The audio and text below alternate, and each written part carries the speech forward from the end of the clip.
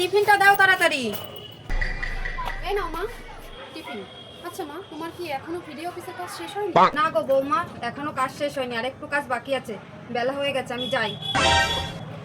এই জ্যোতি, জ্যোতি এদিকে আয় তো। হ্যাঁ মা আসছি। হ্যাঁ মা বলো কি হয়েছে?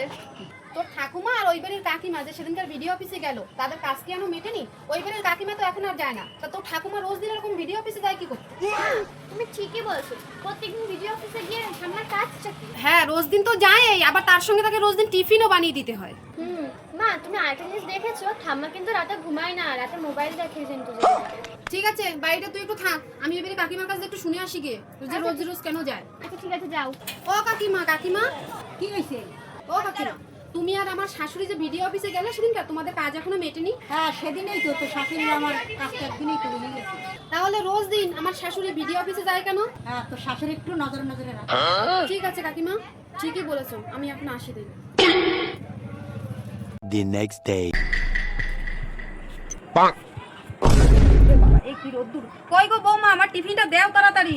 रुको जरा सबर करो। নাও চলো। এ চলো মানে? তোমরা আবার কোথায় যাবা?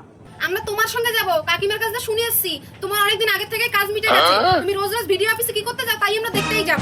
চলো। এই বয়সে তোমার কি রোগ হয়েছে সেটাই আমরা আজকে দেখতে যাবো, চলো। ছিছি বৌমা, তোমরা সব কি সব কথা বলছো আমাকে? ওইসব কথা আমাকে তোমরা বলো না। তাইলে তুমি সত্যি কথা বলো, রোজ রোজ তুমি ভিডিও অফিসে কি করতে যাও? আরে বলো তো কি হয়েছে? তোমরা তো জানো আমি তো একদম গরম সহ্য করতে পারি না। তা তোমার কাকিমার সাথে সেদিন ভিডিও অফিসে গেলাম না, ভিডিও অফিসের ভিতরে ঢুকে দেখি তো কি ঠান্ডা। তোমার কাকিমা বললো এসি লাগানো আছে, আমি গিয়েই তো একটা ঘুম দিলাম।